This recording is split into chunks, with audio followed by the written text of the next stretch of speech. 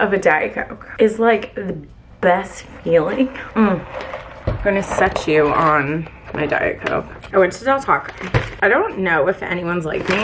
I'm the type of person that, like, if I'm gonna start a diet, I can't just be like, hey, I should start a diet or I should start eating a certain way, and then I just, like, from that point do it. Like, I'm such a planner. I have to be like, what is my last meal? What are the things I need to, like, get in before I'm, like, on this? Just because, like, I love food so much, and it's always been really hard for me to try to, like, sacrifice stuff, because I'm like, it makes me happy, and I hate that it just all doesn't do the freaking same thing. Like, that's so stupid. Since I'm going to be meeting with Carlo and going over stuff, and obviously, like, I'm gonna really work on finding that balance. Mama got some chili cheese fries from Del Taco, because, like, just look at them. I just don't understand why, like, why would you invent food if not everyone should eat it? You know what I mean? And then the metabolism stuff, right? Like, some people can eat a lot closer to, like, whatever they want and, like, not be affected by it. And it's stupid and unfair, and I hate it. If I could, like, have the choice, being able to just eat whatever I want and still have, like, kids and be happy with, like, feeling loved and cared for, basically sacrifice a man for food. Honestly, that statement is concerning, and I hear it. I heard it. Okay, I'm gonna finish these in peace, and I guess that's my sign to stop. But, like, if you haven't tried Del Taco's chili cheese fries. Okay, so let's tackle skin. So skin is actually, I think, one of my top priorities in this whole, like, journey. A lot of my skin issues that I struggle with are very closely tied to the fact that, like, I just don't give any effort in taking care of my face. You might be like, oh, Taryne, you're being so dramatic. No. I will get home after a full day. The least amount of effort that I put in is I will, with a makeup wipe my face so I, like, took my makeup off, and then I'll go to bed. I don't wash my face in the mornings unless I take a shower. I don't wash my face at night. Now, there are days where, like, I will do my skin routine, and I've invested in products that are good and I should be using, but it ultimately comes down to this phase I'm in, and that I've honestly struggled with my whole life, where, like, I don't take an effort to take care of myself. At any point in this video, I'm not trying to be insensitive to people who do struggle with acne or different skin conditions.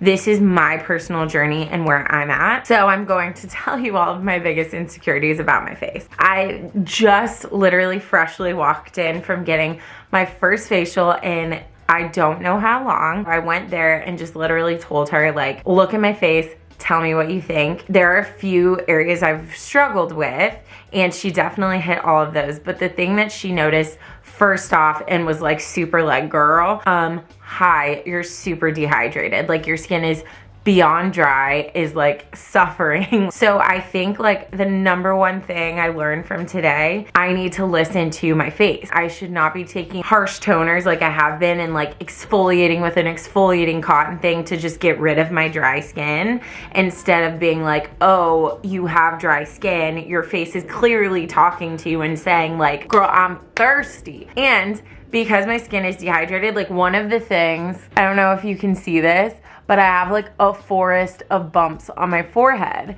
And I was like, I'm on my period. I've been really stressed. I've been going through some stuff, or, like, I haven't been washing my face. But she told me that when your skin is dehydrated, it goes into this mode where it, like, closes up and it doesn't let go of things easily. Which I was like, what a great metaphor for just life in general. Like, if we're not giving ourselves what we need, that is when it's, like, the hardest to, like, let go of things and, like, forgive people. Okay, girl. I'm about to, like, give a counseling therapy session right now, but think about it. She also was saying that your skin goes through this cycle, right? Like, each month, like, new cells come to surface, and if you're not, like, taking care of your outer layer of skin and, like, doing the proper way of exfoliating and moisturizing, then that skin can't come through, which is why, like, your skin can start to just, like, look like it ages. That was something I was like, whoa, Another massive insecurity I've had. This is like one of the weirdest facts about myself, but I was actually in the Brussels airport when the terrorist attack happened. Thank God, like we were on the other side of the airport, we were not hurt, but I was on a mission trip to Africa, and it was one of the most terrifying experiences and stressful experiences I've ever had. And then once we got there, we had no baggage. So I didn't have any of my hats. I didn't have my sunscreen. I didn't have anything. My skin went through it. Like, Africa's freaking hot. That sun is like no other. While I was there, I started noticing like my lips started getting really like, almost like it was like scabbing and like irritated, and I would like wipe it because I was like, what is happening? Like, is it dirty? Like, what's going on? I came back and I literally looked like I had a mustache. Like, dark patches of skin on my lip. I've never been more insecure about something in my life. I literally cried about it daily. I would wear makeup constantly, and at that point I was vlogging, and I remember the first time someone said a comment about like, why does it look like she has a mustache? I was like, I'm done. I went to see a dermatologist, and she basically told me, this is going to be the rest of your life and you need to basically just deal with it. And I started bawling hysterically in the room because I was like just so insecure about it. I started just really taking care of like protecting my skin from the sun and actually taking care of my skin, and it's gotten so much better. I don't know if you can see, like, it's a little bit dark just like right here, but it's so hard because like I wish it was a mustache because then I could just be like, for just whatever I gotta do to like get rid of it, right? But it's not. And there's a lot of women, especially like I'm in my 30s, like hormones are going crazy. Like women who've been pregnant, they call it like pregnancy mask, where they get different just like hyperpigmentation or melasma on their face, and it sucks. Like, it really sucks. So I talked to her about it, and she was like, shame on that person for telling you that, because there are ways that you can bring better pigmentation to your skin, making sure it's super hydrated. There's different products that can help bring newer skin to the surface. Talk about maybe doing this type of laser treatment, but you have to be careful with that too, because with extreme heat, your pigmentation rushes to the surface. And how she described it is basically like, my pigment rushed to the surface to protect my skin because it felt like it was in crisis.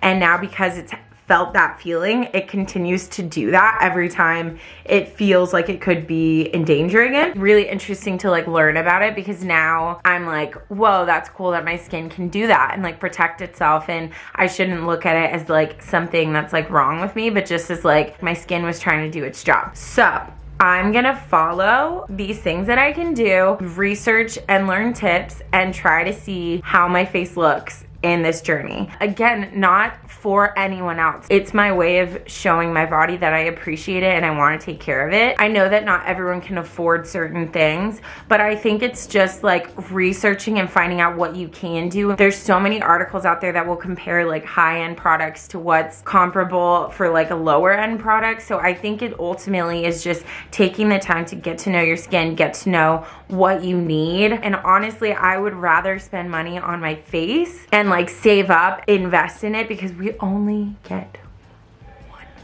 one face. Like, this is she's it. But again, see like all these just like tiny bumps everywhere. They just look like baby pimples, and then like look at all that. Anyways, I am beautiful just the way I am. I want to really say that. I don't need to change my appearance, but my skin is literally telling me it needs help. Every time I force myself to put on a serum or wash my face or do a face mask, that is my way of loving myself and taking care of myself. So I'm gonna do it. If I don't do it now, when will I do it? Young people learn from me.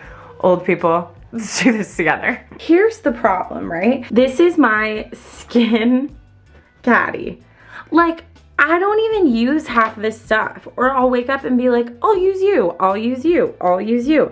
And this is just like not good for me. Like, I need to have a routine and stick to it, and I can't just be doing all of this crap. Like, dear Lord in heaven. Also, all this money.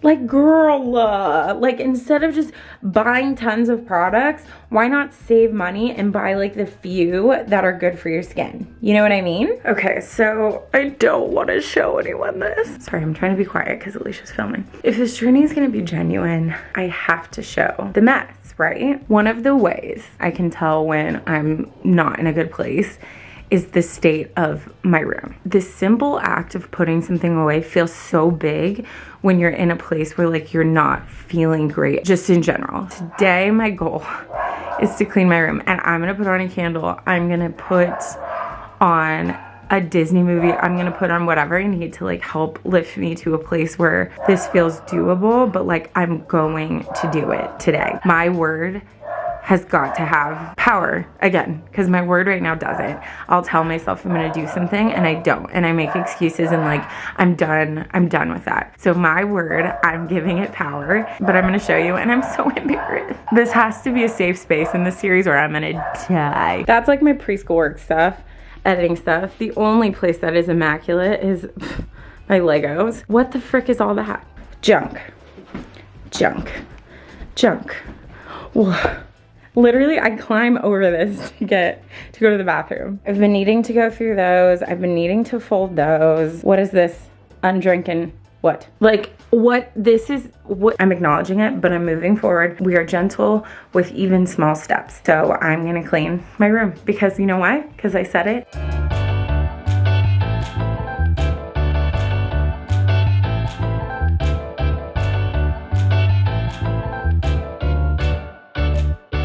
Okay, I took a lot of breaks, but then I put my records on, and I also put like a beach window scene on my TV. I know, a vibe. It's pretty much done. I'm definitely gonna finish up a couple things, but it'll for sure be done by tonight. I did what I said. Look at this floor.